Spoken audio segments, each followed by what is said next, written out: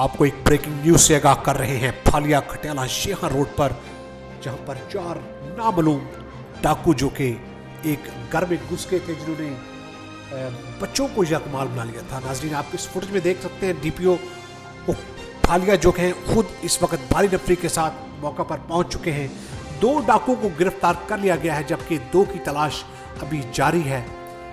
एक अहम खबर से आगाह कर रहे हैं नाजरीन जी। सबसे पहले हमने ये खबर ब्रेक की थी कि फालिया में खटियाला शेखा रोड पर ये वाकया पेश आया है, जहां पर डाकू एक घर में घुस गए हैं और घर में घुसकर बच्चों को यरगमाल बना लिया है। जब डीपीओ तक ये इतला पहुंची, वो खुद वहां पर पहुंचे भारी नफरी के साथ, और इस वक्त वो खुद वहां पर मौजूद हैं। मजीद तफसीला जानते हैं हमारे नुमाइंदे शहबाज मुगल से।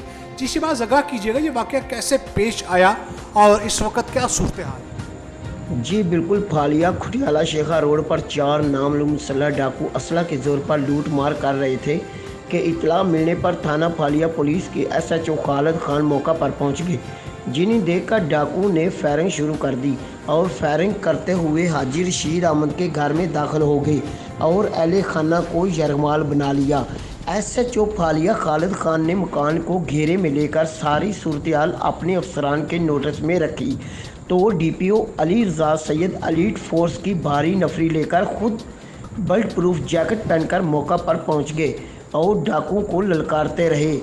आध घंटे की मुठभेड़ के बाद DPO मंडी भावलदीन अली रज़ा सैयद और इनके स्पेशल स्क्वाड ने 2 डाकू गिरफ्तार कर लिए, जबकि दीगर 2 अंधेरे का फ़ायदा उठाते हुए मौका से फरार हो गए, जिनकी तलाश के लिए पुलिस की मुख्तलिफ टीमें सर्च ऑपरेशन जारी रखे हुए हैं।